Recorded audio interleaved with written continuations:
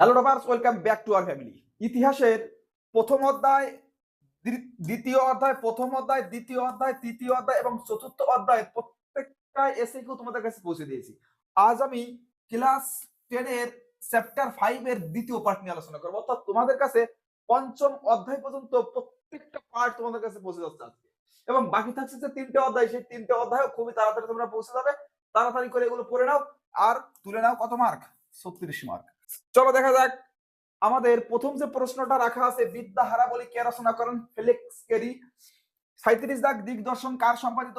দেখো এখানে Clark Marshman হবে, ক্লার্ক মার্শম্যান 1818 খ্রিস্টাব্দে। 38 জায়গায় দেখি ক্রিমিয়া বিদ্যার সার বইটি কে রচনা করেন? William Yeats. কত সালে?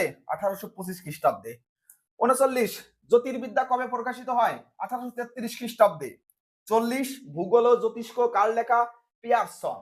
কার লেখা ভাই? পিয়ারসন। 41 পার্শ্ববলী সামরিক পত্রটি কবে কোথা থেকে প্রকাশিত হয়?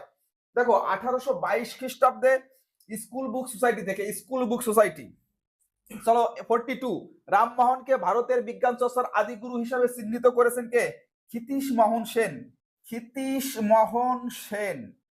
চলো আমরা যদি 43 নাম্বার দেখি, দেখো হিন্দু রসায়ন শাস্ত্রের ইতিহাস কে করেন? প্রফুল্ল চন্দ্র রায়। 44 কবে রাজাবাজারে বিজ্ঞান কলেজ প্রতিষ্ঠিত হয়? 1914 খ্রিস্টাব্দের 21 মার্চ। 45 দেশের সর্বপ্রথম বিজ্ঞান পত্রিকার নাম কি? Journal of India chemical society. 1924 খ্রিস্টাব্দে। কত খ্রিস্টাব্দে হয়? 1924 খ্রিস্টাব্দে। 46 কে কবে বসু বিজ্ঞান মন্দির প্রতিষ্ঠা করেন? জগদীশ চন্দ্র বসু 1917 খ্রিস্টাব্দে নভেম্বর মাসে। চলো জগদীশ চন্দ্র বসুর আবিষ্কার যে কোনো একটা যন্ত্রের নাম কমেন্টসে জানাও। তো দেখো 47 যদি আমরা দেখি, জেনারেল হাসপাতালের বর্তমান নাম কি? SS camp hospital. 48 কবে জেনারেল হাসপাতাল প্রতিষ্ঠিত হয়? 1768 খ্রিস্টাব্দে। স্কুল ফরমেটিভ ডক্টরস কবে স্থাপিত হয়? স্কুল ফর নেটিভ হবে এখানে, স্কুল ফর নেটিভ ডক্টরস কবে স্থাপিত হয়? 1822 খ্রিস্টাব্দে। আইএসিএস কে কবে প্রতিষ্ঠা করেন? মহেন্দ্রলাল সরকার 1876 খ্রিস্টাব্দে। তো দেখো এই যে 15টা এসে কিউ তোমাদের কাছে ইতিমধ্যে পৌঁছে গেলাম। এই 15টা এসে কিউ তাড়াতাড়ি করে মুখস্থ করে নাও। দেখো ভাই পরীক্ষা কিন্তু খুব তাড়াতাড়ি চলে আসলো, আর বেশি দিন আমাদের টাইম নেই। কবে পরীক্ষা? ফেব্রুয়ারি 1 তারিখে। যদি মাথায় থাকে ফেব্রুয়ারি 1 তারিখে পরীক্ষা, তাড়াতাড়ি প্রত্যেকটা অধ্যায় প্রত্যেকটা বই ভালো করে রিভিশন দাও। চলো নেক্সট আমরা দেখবো 51। দেখো রমন ক্রিয়া কে কবে আবিষ্কার করেন? চন্দ্রশেখর ভেক্টরমন। 52 কে কবে বাষ্প ইঞ্জিন তৈরি করেন? গোলকচন্দ্র নন্দী 1827 খ্রিস্টাব্দে। 53 কে টেলিগ্রাফ ব্যবস্থা পরিচালনা করেন? শিবচন্দ্র নন্দী। 54 ভারতে প্রথম ইলেকট্রিক্যাল ও টেলিকম ইঞ্জিনিয়ারিং কাকে বলা হয়?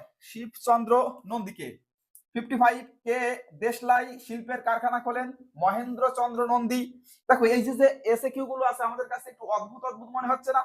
তো দেখো পরীক্ষায় যদি আমাদের ফুল নাম্বারের অ্যান্সার করতে হয় তাহলে আমাদের একদম শিকড় থেকে পড়তে হবে, অর্থাৎ কোনোটা বাদ দেওয়া যাবে না। তো দেখো সেই হিসাবে তোমাদের এখান থেকে এমসিকিউ গুলো তুলে আনা। তো চলো দেখা যাক 56 এ কি আছে? Bengal chemical and pharmaceutical workers কে প্রতিষ্ঠা করেন? প্রফুল্ল চন্দ্র রায়। 57 কলকাতা ইঞ্জিনিয়ারিং কলেজ কবে প্রতিষ্ঠিত হয়? 1856 খ্রিস্টাব্দে। 58 বাংলায় কবে জাতীয় শিক্ষা পরিষদ গড়ে ওঠে? 1905 খ্রিস্টাব্দে। 59 জাতীয় শিক্ষা পরিষদের প্রথম দলে কারা ছিলেন? গুরুদাস ব্যানার্জি ও সতীশ মুখার্জি। হীরেন দত্ত। তো চলো দেখা যাক। দেখো এই যে 59 অর্থাৎ এবং লাস্ট স্লাইড আছে তোমাদের জন্য, অর্থাৎ মাত্র 67টা, পঞ্চম অধ্যায় টোটাল 67টা এসিকিউ তোমাদের জন্য রাখা আছে।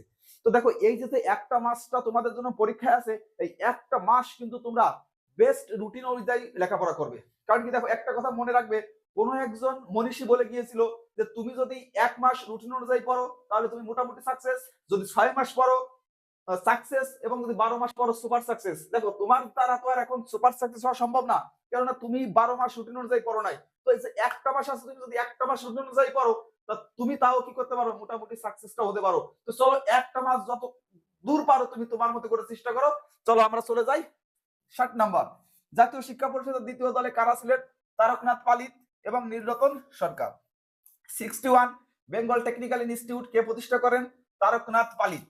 62 ব্রহ্ম বিদ্যালয় বা ব্রহ্মচর্য আশ্রম কে কবে প্রতিষ্ঠা করেন? রবীন্দ্রনাথ ঠাকুর 1901 খ্রিস্টাব্দে। 63 থেকে আছে কে কবে বিশ্বভারতী প্রতিষ্ঠা করেন? 1921 খ্রিস্টাব্দে রবীন্দ্রনাথ ঠাকুর। 64 বিশ্বভারতীর প্রথম উপাচার্য কে ছিলেন? রবীন্দ্রনাথ ঠাকুর। 65 বিশ্বভারতী প্রথম উপাচার্য কে ছিলেন? এক কোশ্চেন দুইবার দেওয়া আছে।